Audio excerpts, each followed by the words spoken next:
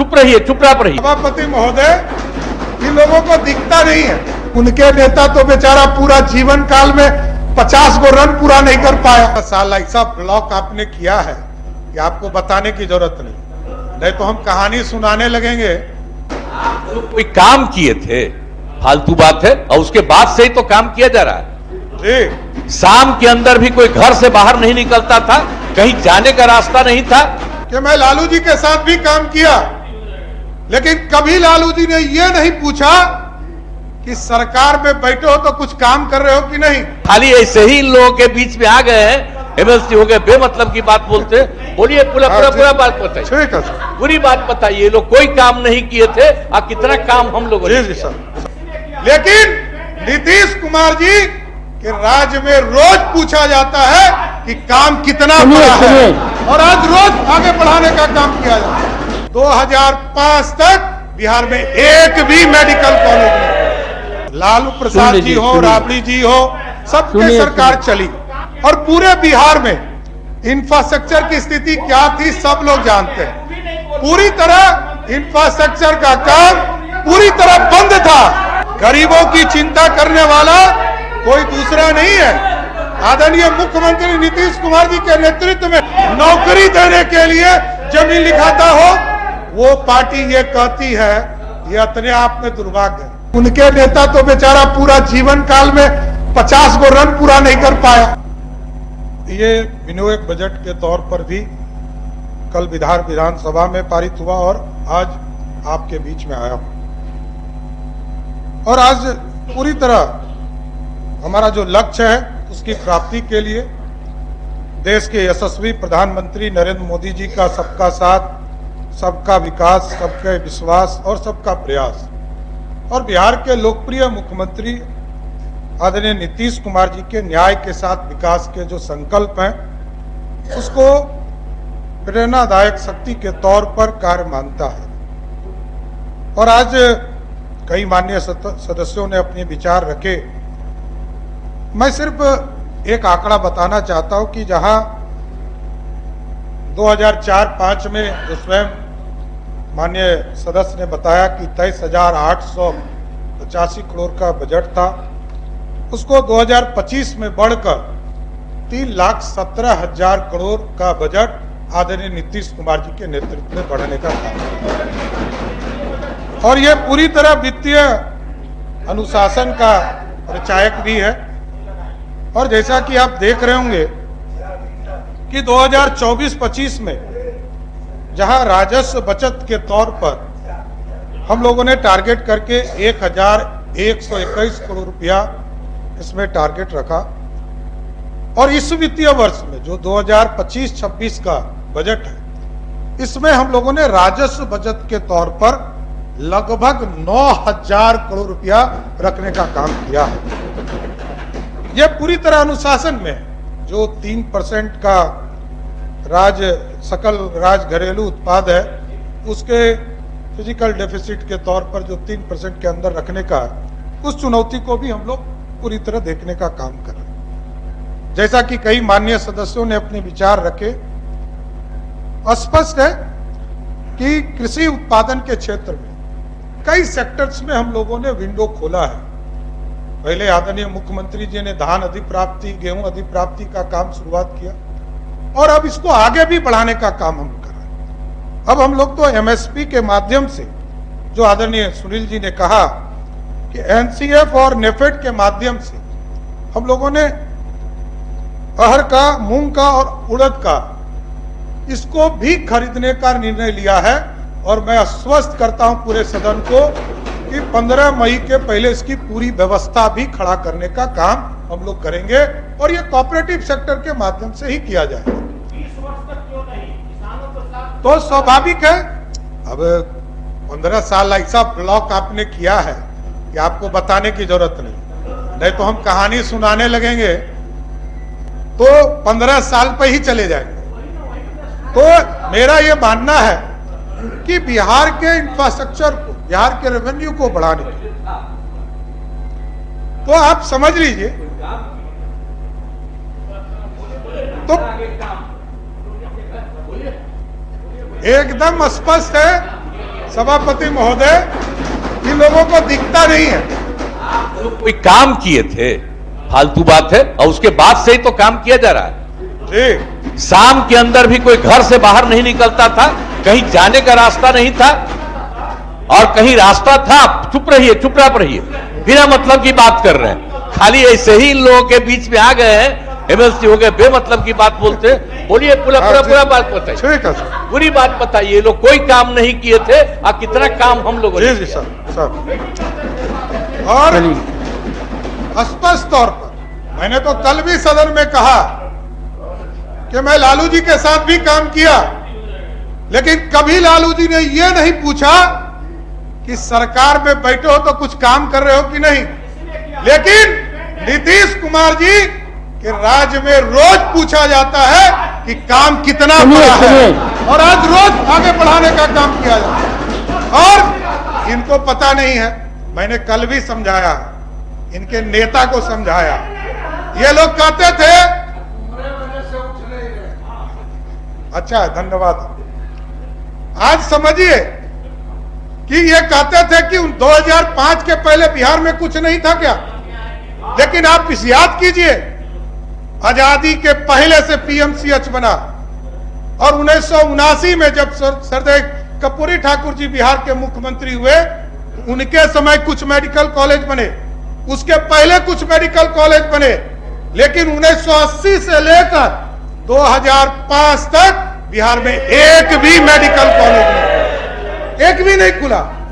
और आदरणीय नीतीश कुमार जी के नेतृत्व में, मैं सिर्फ बताना चाहता हूं आपको डिटेल से कि 2008 में नीतीश कुमार जी के नेतृत्व में बेटिया का मेडिकल कॉलेज खोलने का काम किया गया, पावापुरी का मेडिकल कॉलेज खोलने का काम किया गया, पटना में आईजीएमएस का मेडिकल कॉलेज खोलने का काम किया गया, पूर्णिया में मेडिकल कॉलेज खोलने का काम किया गया, मधेपुरा में मेडिकल कॉलेज खोलने का काम किया, समस्तीपुर में मेडिकल कॉलेज खोलने का काम किया गया, छपरा में मेडिकल कॉलेज खोलने का काम किया गया, और अभी प्रगति यात्रा में नीतीश कुमार जी के नेतृत्व में 7 मेडिकल कॉलेज और स्पष्ट तौर पर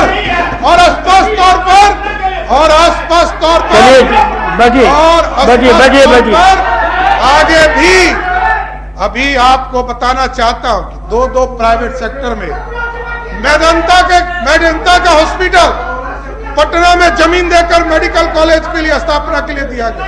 और साथ ही साथ और गरीब के बारे में तो मुख्यमंत्री जी साफ तौर पर बताते हैं कि मेडिकल सेक्टर में जहां पूरे एक एडिशनल पीएससी में मात्र 39 लोग आते थे, आज 11,000 लोग मेडिकल के सेक्टर में इलाज कराने आते हैं। और जिस यूनिवर्सिटी की बात कर रहे हैं, जितना बोल रहे हैं ना, इतना तो मैं गारंटी देता हूं सिद्दीकी साहब को कि दुगना यूनिवर्सिटी खोलने का काम नीतीश कुमार के नेतृत्व में किया गया।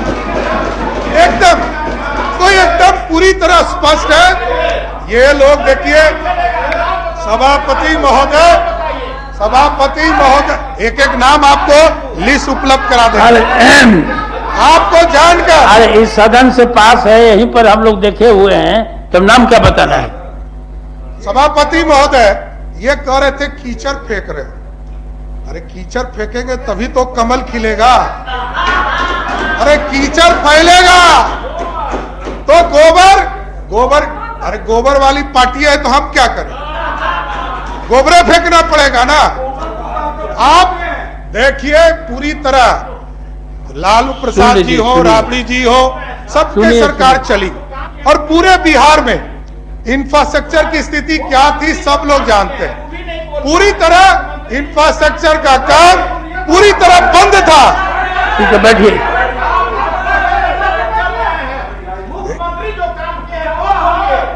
देखिए, इनको कुछ नहीं है, इनको भागने की तैयारी है सभापति महोदय। लेकिन नीतीश कुमार जी के नेतृत्व में लगातार आप देख रहे होंगे, पहले इन्होंने तय किया 2006-07 में कि बिहार के किसी कोने से आप चलिए और 6 घंटे में पटना पहुंचने का काम। फिर नीतीश कुमार जी ने तय किया कि हम 5 घंटे में पटना पहुंचने का काम करेंगे।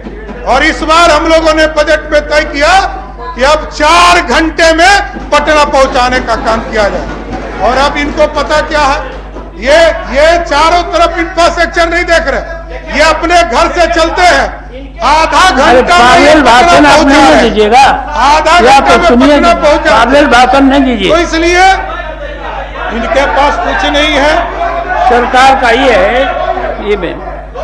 और बजट में ये कहते हैं कि खर्चा, आदरणीय सभापति महोदय ये खर्चा की बात करते हैं। और मैं बताना चाहता हूं, ये आपको जानकारी देना चाहता हूं कि जहां 2001-2 में बिहार में 23% खर्चा राशि होती थी, आज 96.6% खर्चा करने का काम नीतीश कुमार जी के नेतृत्व में होगा। और आगे भी मैं बताऊंगा इसको भी विस्तार से। आज पूरी तरह लगातार बजट के चीजों को खर्चा करने का काम किया जा रहा है। और इनके नेता लगातार आजकल बोलते हैं कि drop rate, school drop rate. और आप समझिए सभापति महोदय उस सदन में तो उन्होंने कहा कि 3% हो गया था 1994 में, जबकि फैक्चुअल स्थिति यह है कि आज भी राष्ट्रीय स्तर पर हो या केरल के सरकार का हो, वहां भी अभी 3% नहीं हुआ। और हमारे यहां जब 2005 के पहले की सरकार थी तो बिहार में लगभग 60% से अधिक ड्रॉप रेट की स्थिति थी और बच्चे स्कूल जाते थे और नाम कटाकर घर चले जाते थे। लेकिन आज नीतीश कुमार जी के नेतृत्व में बिहार आगे बढ़ा और आज ड्रॉप रेट 30% से नीचे 20% के आसपास आ गया। इसलिए और ये गरीबी रेखा की बात करते हैं, गरीबों की चिंता कौन किया? गरीबों की चिंता करने वाला कोई दूसरा नहीं है, आदरणीय मुख्यमंत्री नीतीश कुमार जी के नेतृत्व में। जहां 2005 में बिहार में लगभग 54.34% जो है बिहार के लोग गरीबी रेखा में आते थे, आज लगभग 20 वर्षों के शासन काल में नीतीश कुमार जी के नेतृत्व में वो 55% से घटकर 33% गरीबी रेखा में जीवन व्यापन करने वाले लोग हो गए। और ये कहते हैं कि बजट की स्थिति क्या है। आप देखिए, आपको मैं सिर्फ बताना चाहता हूं कि भारत सरकार ने जितनी राशि पिछले पूरे 10 साल में 2004-05 से लेकर 2014 तक 2,79,000 करोड़ रुपया भारत सरकार की यूपीए सरकार ने बिहार को दिया। और आज मैं गर्व से कहता हूं कि नरेंद्र मोदी की सरकार ने 2014 से अभी तक लगभग 13.5 लाख करोड़ रुपया बिहार को मदद के तौर पर देने का। क्या ये लोग बोले? और अभी आप समझिए, इसी साल 2,45,000 प्रधानमंत्री आवास योजना बिहार को स्वीकृत किया था। और आदरणीय मुख्यमंत्री जी का जब आग्रह गया कि बिहार को पैकेज के तौर पर राशियां मिल रही, इसमें प्रधानमंत्री आवास योजना को भी जोड़ा जाए। तो हम आपको बताना चाहता हूं कि आज पूरे देश में बिहार को 2,45,000 प्रधानमंत्री आवास की योजना के जगह पर 7,80,000 प्रधानमंत्री आवास योजना देने का काम किया गया। और ये कहते हैं कि बजट का स्वरूप क्या है, आपको बताना चाहते हैं। आज यदि बजट बन रहा तो भारत सरकार के मदद से लगभग 1,93,000 करोड़ रुपया हमको रेवेन्यू के तौर पर, ग्रांट के तौर पर भारत सरकार देती है। और लगभग 55,000 करोड़ रुपया हमको या तो बैंकों से या जो भारत सरकार के इंटरेस्ट फ्री लोन है उससे लेते हैं। और लगभग जिस तरह 2005 में पूरे बजट का स्वरूप 23,000 करोड़ था, आज मैं कहना चाहता हूं कि 68,000 करोड़ रुपया बिहार का अपना रेवेन्यू हो गया।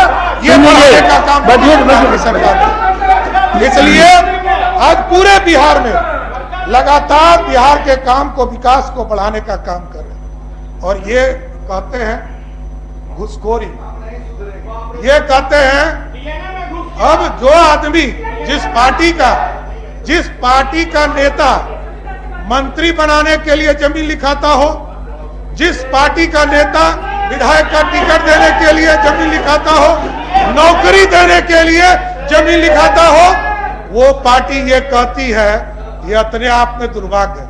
और मैंने कल कहा राजा हरिश्चंद्र के तरह हम लोग को प्रवचन दिया जा रहा है। और जिस पार्टी के नेता जो मुख्यमंत्री रहे उनको 4 सीट भी किया, जनता दल की सरकार थी।